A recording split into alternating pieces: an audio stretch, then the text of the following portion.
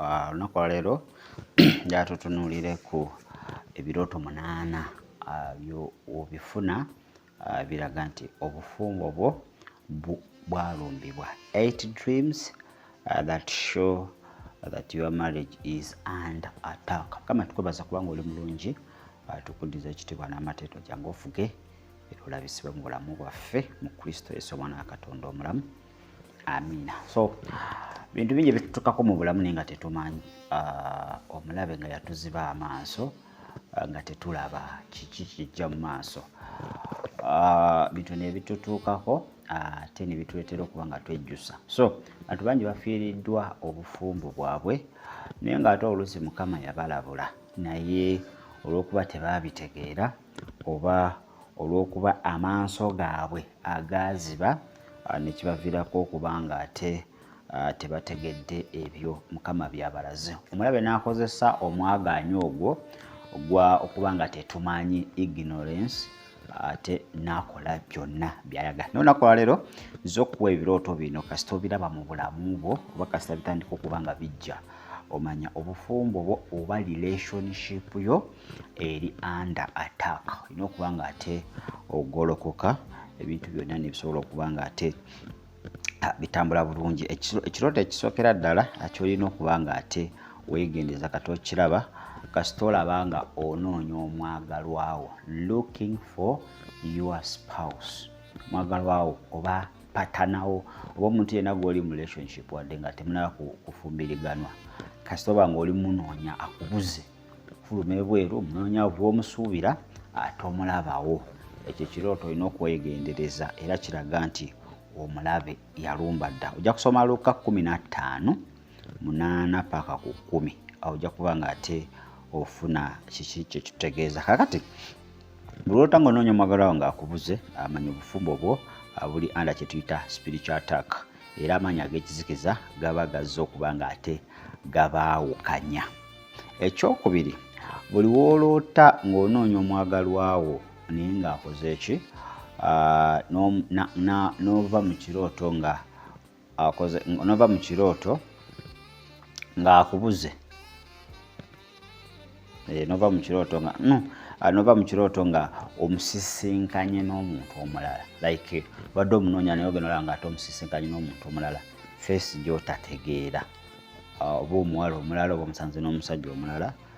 Ekyo kiraga nti ogenda kufuna kye tuyita disappointments. Mu bufumbo bwo ogenda kubeeramu ne kye tuyita ne disappointments. Ekyokubiri, buli w'omunoonya ate n'omusanga. Kinadde nsose buli w'oloota ng'onoonya omwagalwawo n'omala n'omusanga mu kirooto, kiraga nti waliwo issues mu bufumbo bwammwe ze mulina okutula wansi musootinge. Ng'olwawo omulabe asobola okuba ng'akozesa omwagaanyi ogwo ate n'abaleetamu akacyankalano. Gwali mu relationship kasita oloota munno ng'omunoonya, kiraga nti relationship eyo gy'olimu eyinza obutakola. Kasita oloota fiance wo ng'omunoonya akubuze, kiraga nti relationship eyo eyinza ate obutakola, wandibanga oli ku kintu kifu. Ekirooto ekyokubiri, okuloota nga weetisse emigugu. Ojja kusoma okuva 18:22.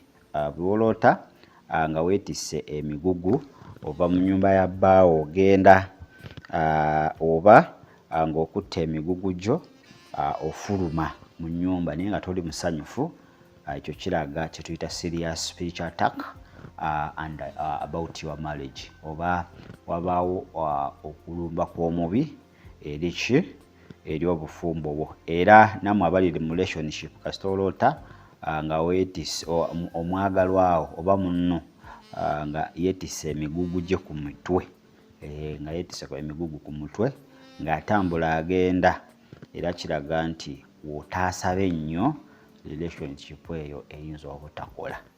W'otaasabe ennyo relationship eyo eyinza okukomaawo, ate sitaani n'akuba kye tuyita ekiswalo n'ekidibo. Ekirooto namba 3 kyolina otunuulira, a dream of okulaba nga omwagalwawo akukubira ki, biden you bye ng'akubira bye bye. Ojja kusoma Jeremiah 22:10. So lwolota mwagalwawo nga akukubira bye, kiraga ki?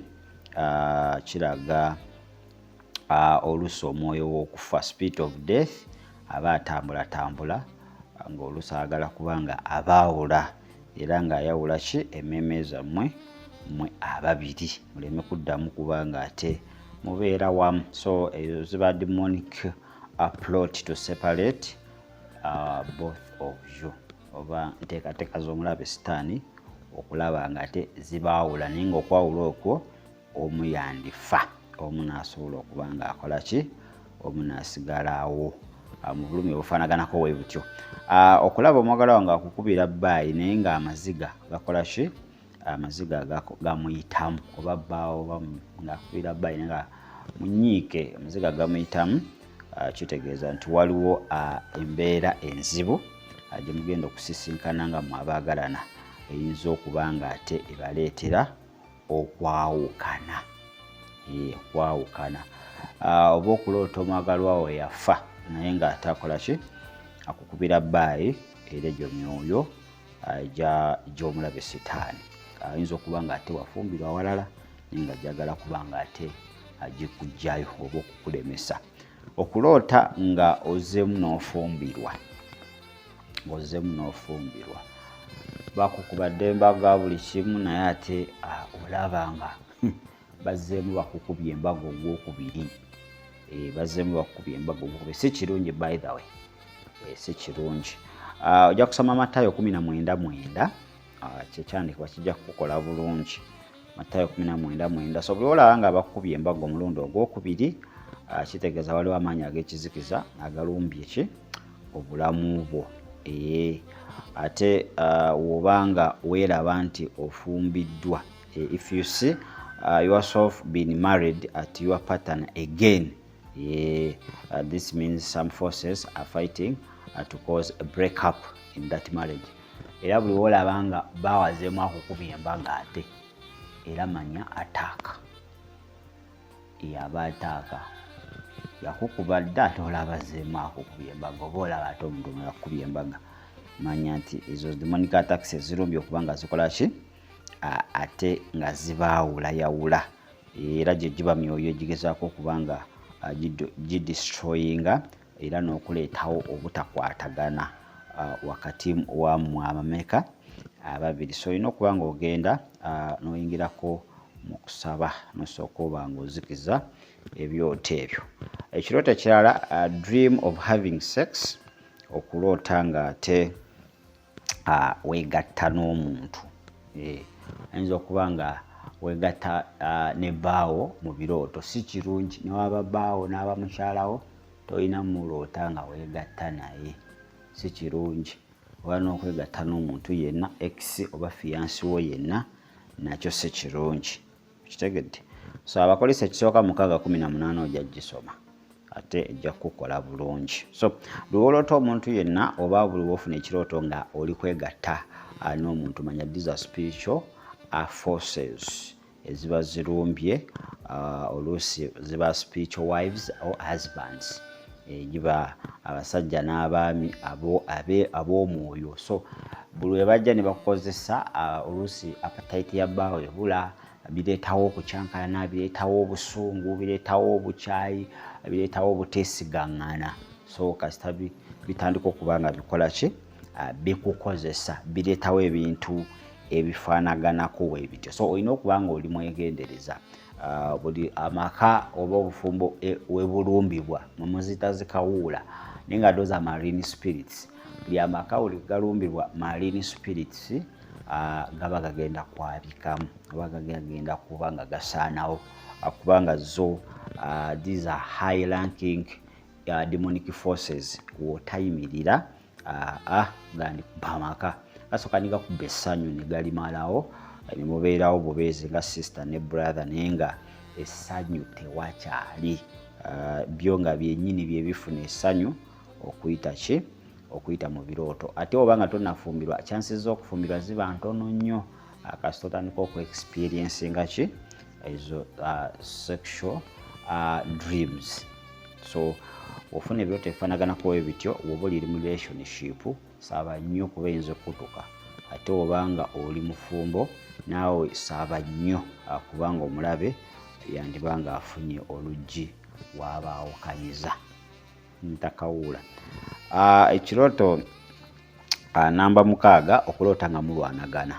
Abakolisi ekisooka 3:18 buli wooloota nga mulwanagana omwami n'omukyala ekirooto ekyo si kirungi era amaanyi ag'ekizikiza gaba galumbye okubanga ate gamalawo essanyu peace emirembe mu maka ate wotasaba physically kisobola okumanifestinga ne muviira akantu katono nnyo kati ntandika okubanga you exchange words muwanyisiganya ebigambo ekiva mu bigambo luyi etomanyiira saasi luwala we nalokoka teke ojja kutegeera wano nti nze musajja nange ojja kutegeera nti nze mukyala TV ze zirugwamu kuba ze zifuuka ebikonde n'ebintu ebirala kumala kulwana obusungu nga busse ate mwagala teekako TV mulabe gamba poza ate TV twafunyemu 6 so okulwanagana okubuli ssaawa so giri emyoyo gibayingira buli omu naabanga tatya munne buli omu naabanga ayagala alage nti w'amaanyi oli ayagala ayogera ekigambo ekinene ekisobola okuba nga kirumuuli so ebiva mu ebyo kwe kubanga ate mwekuba kantu katini kati ekabajjako waya ne mulwana ne muyomba ekiro kyonna. Namba 7 kwe kuloota nga ennyumba ye ebikuddwako roof ennyumba nga egiddwako akasolya oba muyago bakinenga akasolya tekuli omubuulizi 10 olw'omunaana ojja dusomoola olunyiriri lulungi ojja kukola bulungi kasoofu n'ekirooto kifaanaganako ekyo so buli wooloota nga ennyumba yo ebikuddwa oba egiddwako akasolya tewali kulannaanya eba spiritual attack ate olina okuba nga ogenderawo mu kusaba sobola okuba nga ate oteeka wansi ebyokulwanyisa byonna eby'omulabe sitaani byawesezza okuba nga ate akuba amaka ago n'okuggala enzigi zonna omulabe zaakoze ki azayitiddemu okusobola okuba nga afuna access eri obulamu bwammwe era ekyo ekirooto omulabe asobola okukozesa ng'obwavu ne mubanga bwavu ne bubakyankalanya ne mukola ki ne mwawukanaga sijja kugumira bwavu saafumbirwa bwavu nafumbirwa ggwe naye ate gwe oba osazeewo ofuuke bwavu ng'ate ggwe Peter awo kanoonyeeko baki batabanyi b'abasiraamu babumaali nja kukomangawo so olaba asobola okuyitira mu ndwadde asobola okuyitira mu bwavu n'akukuba oba n'akuba obufumbo abo bantu bangi pata n'omu waalwala oba n'afuna obukosefu ku mubiri gwe oli nga alinnyawo ezeeyongerayo tajja kusiruwalira awo ono naye obwavu we bunyinyiitira sajja kulya bijanjaalo nakawunga ekanoonye ku nkoko nga naye akola ki naye ateekayo so omulaba asobola okukozesa foomu eyo ate okubaawukanya ebitone ebitatambula ki bulungi. Ekirooto ekisembayo kwe kuloota nga ate enkofiira yo ekuggiddwa ku mutwe obanga ebuze bw'oloota nga enkofiira ekubuzeeko oba ekuggiddwa ku mutwe nakyo kiraga obulumbaganyi eri relationship oba amaka. Ojja kusoma Abefeso 5:22 paka 23 ekyo ekyawandiikibwa kijja kukola bulungi so buli wooloota nga enkofiira ye ekuggiddwako ku mutwe ate kitegeeza nti waliwo chances nyingi omwagalwawo okuba nga ate akuggibwako oba nga akubbibwako ate nasobola okuba nga ate atwalibwa. Ekirooto ekyo enkofiira tomanyi gye wagitadde ng'agikubbyeko wagibuzizza olina okuba nga ate okyegendereza kubanga wabawo amaanyi ag'ekizikiza ageeweze okuba nga ate gajja gasobole okuba nga gabuzaabuza omwagalwawo okumuleetera okumutwala ku nnamba enfu weewaawo n'okuba nga ate gayinza okumwolekeza ate okufa.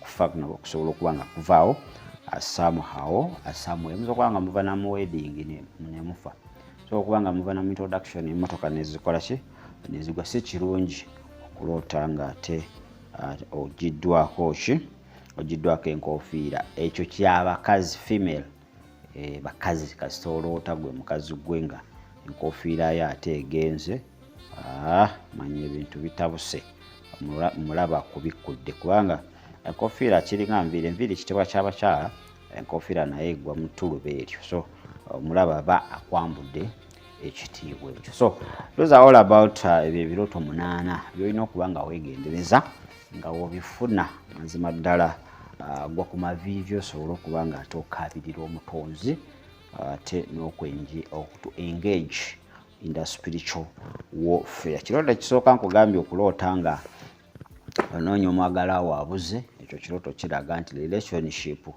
oba obufumbo bw'olimu omulaba abulumbye. Ekyokubiri okuloota nga weetise emigugu oba nga okutta emigugu ofuluma ogenda. Ekyokusatu okuloota nga ate omwagala wo akukubira bye oluusi mu nnyiiko oba mu maziga, nakyo kiraga nti obufumbo obwo bwandiba nga ate omulaba abulumbye. Ekyokuna okuloota nga ozeemu okufumbira ogwokubiri oba bba wazeemu okukuba embaga ogwokubiri oba omuntu yenna kiraga nti obulumbaganyi omulaba esitaani bwaleese ku bufumbo bwo bwakukusaanyaawo. Ekyokutaano okuloota nga weegatta n'omuntu yenna oba bbaawo naye mu kirooto si kirungi kuba ne waba bbaawo tolina kuloota nga weegatta nayo, nokwegatta nayo physically. Ekyomukaaga kwe kuloota nga mulwanagana, nakyo si kirungi, kiraga obufumbo okuba nga bulumbiddwa. Ekyomusanvu kwe kuloota nga ate ennyumba ye ebikuddwa, ekyo kiraga nti amaka gandiba nga ate gazingiddwako. N'okuloota nga obuzizza enkofiira oba nga tomanyi gy'ogitadde oba nga bagikubbyeko, ekyo ky'abakazi bokka. Ekyomunaana enkofiira. So buli w'obifuna gwa ku maviivi okabirire Mukama kuba tebiba byangu nnyo, omulaba aba yeeweze okuba nga ate akusaanyaawo n'amaka okuba nga ate agakulesa. Manya abantu tufuna ebirooto ne tubitwala nga bya muzannyo, bimala kutuukawo n'ogamba kale nafuna ekirooto w'ekiti saamanya kyekitegeeza. So ebirooto bino tulina okuba nga tubyegendereza ddala, naye ate mu kubyegendereza olina okuba nga olina omwoyo w'amagezi, omwoyo wa Mukama, kubanga sitaani naye amanipulatinga ebirooto n'akuleetera okuba nga okola kyotateekeddwa kuba nga okola, n'akukomekereza nga otomedde. So tubeere beegendereza n'ebirooto ebyo. Mukama akuwa omwoyo w'amagezi okubikkulirwa ate n'okutegeera.